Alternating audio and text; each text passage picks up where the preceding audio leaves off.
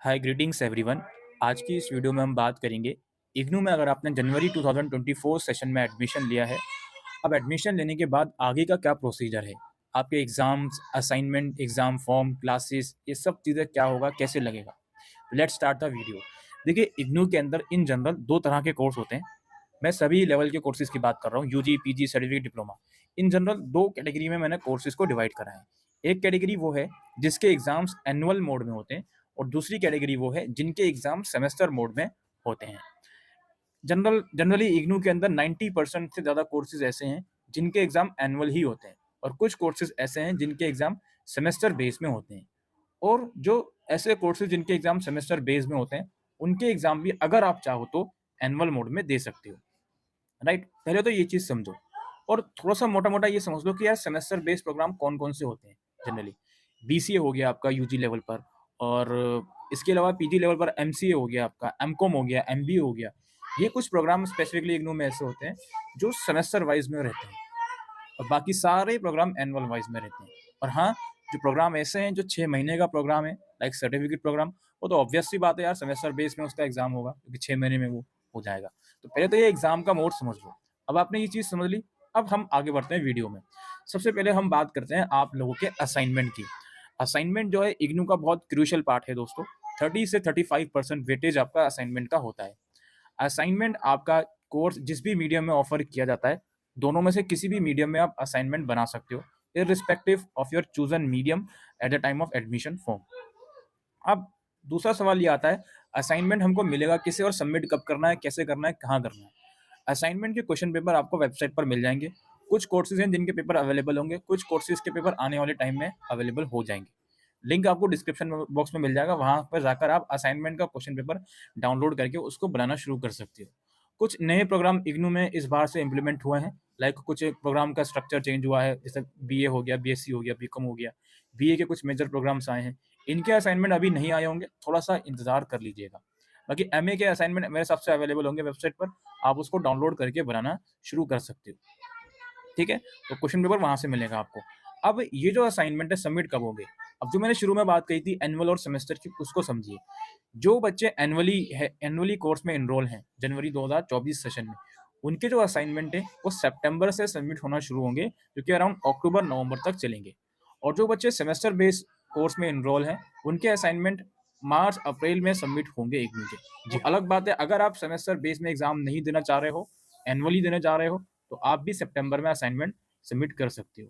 Assignment submit कहाँ होते हैं जी, जो आपने स्टडी सेंटर चूज करा है वहीं पर आपको असाइनमेंट सबमिट करने जाना होता है। कुछ कुछ केसेस में इग्नू ऑनलाइन लिंक भी निकाल देता है, और कुछ स्टडी सेंटर ऑनलाइन भी असाइनमेंट सबमिट करवाते हैं वाया ईमेल और वाया गूगल फॉर्म। ठीक है, तो वो डिपेंड करता है कि जिस भी टाइम असाइनमेंट सबमिट करोगे, उस टाइम पर आपकी रीजनल सेंटर की गाइडलाइंस क्या बोलती हैं, जो कि आपको वेबसाइट पर चेक करनी होती हैं।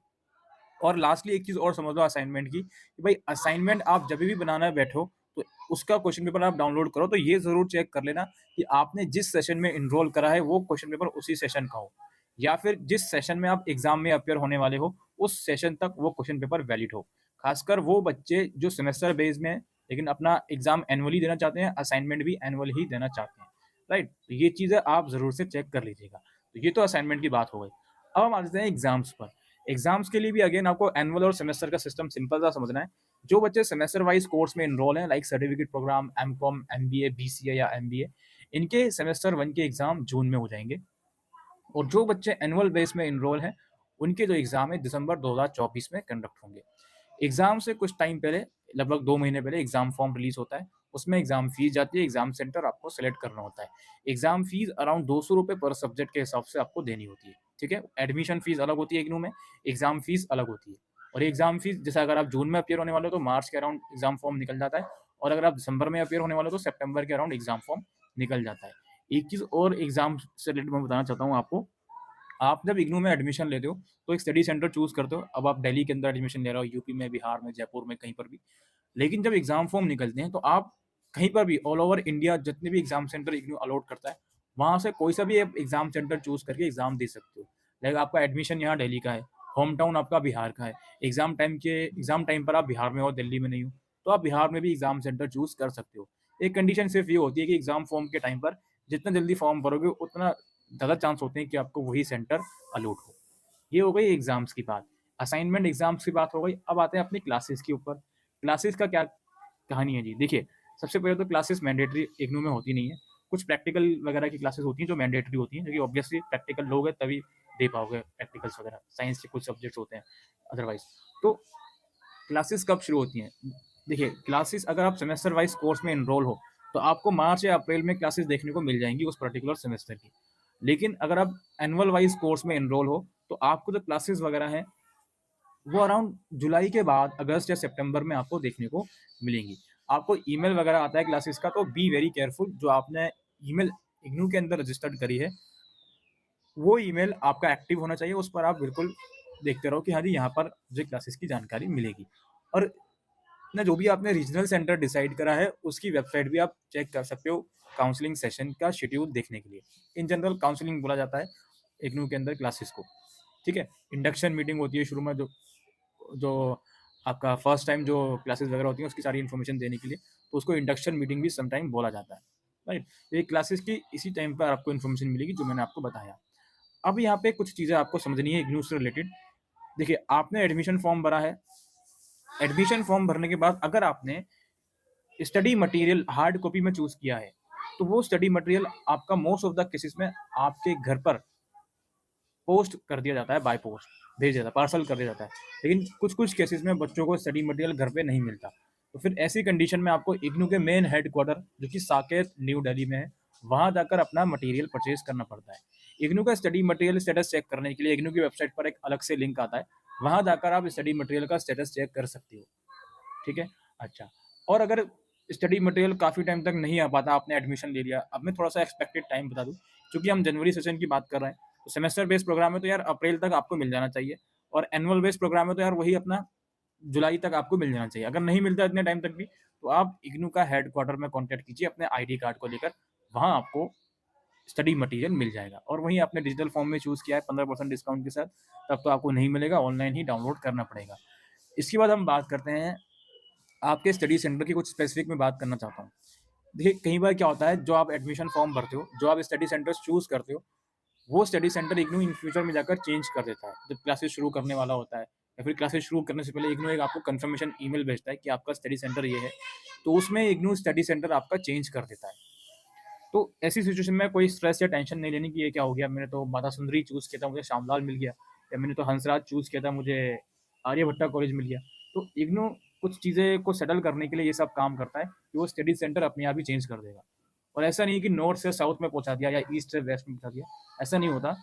इन जनरल चेंज हो जाते हैं स्टडी सेंटर कुछ टाइम, और वो आपको ईमेल के थ्रू इन्फॉर्म कर देता है इग्नू। एक और इम्पोर्टेंट चीज़ आपको समझनी है एडमिशन के बाद। देखिए, इग्नू के अंदर एक पोर्टल होता है, समर्थ पोर्टल। इसको अपने माइंड में स्टोर कर लीजिए। ये जो समर्थ पोर्टल होता है, इसमें इग्नू की फर्दर एक्टिविटीज़ चलेंगी आपकी। इस पोर्टल में सेकंड ईयर का या थर्ड ईयर का एडमिशन इसी पोर्टल से होता है। तो आप जब आपका जब एडमिशन हो जाता है, उसके 1 से 2 महीने के बाद इस पोर्टल पर अकाउंट ज़रूर से बना लें। और इस पोर्टल पर एक एबीसी अकाउंट क्रिएट करने को भी इग्नू काफ़ी टाइम से रिक्वेस्ट कर रहा है। वो एबीसी अकाउंट भी आप क्रिएट करके रख लीजिए। एबीसी अकाउंट के ऊपर डिटेल इन्फॉर्मेशन हम हमारे चैनल पर अवेलेबल है। आप उस वीडियो को जाकर भी देख सकते हो। तो इस पोर्टल का भी आप अकाउंट बनाकर रख लीजिए एडमिशन लेने के कम से कम 1.5 से 2 महीने के बाद ही ये पोर्टल वर्क करेगा आपके लिए, क्योंकि एडमिशन लेने के बाद जो भी आपका डेटा होता है, वो हर जगह पहुँचने में थोड़ा-सा टाइम लगता है, इस वजह से, राइट? अब कुछ और इम्पोर्टेंट चीज़ें हैं जो मैं आपको बताना चाहता हूँ, जो कि आपके लिए समझना बहुत ज़रूरी है दोस्तों। सबसे पहली चीज़ तो आप थोड़ा-सा ये सोच कर रखें कि आपने डिस्टेंस मोड में एडमिशन लिया है, तो परेशानियाँ आपके साथ हमेशा चलती रहेंगी। आप बिल्कुल ये मत समझना कि सारा स्मूथली सारी चीज़ें चल जाएँगी, ऐसा नहीं होता। आपके लिए परेशानियाँ भी आपके साथ आई होंगी। पहली परेशानी मैं आपको गिनवा देता हूँ अभी से। असाइनमेंट जब आप सबमिट करते हो इग्नू में, तो उसके मार्क्स मिलने में काफ़ी टाइम लग जाता है। ऐसा ज़रूरी नहीं है हर बच्चे के साथ ये परेशानी हो, लेकिन कुछ बच्चों के साथ ये परेशानी उनको देखने को मिल सकती है।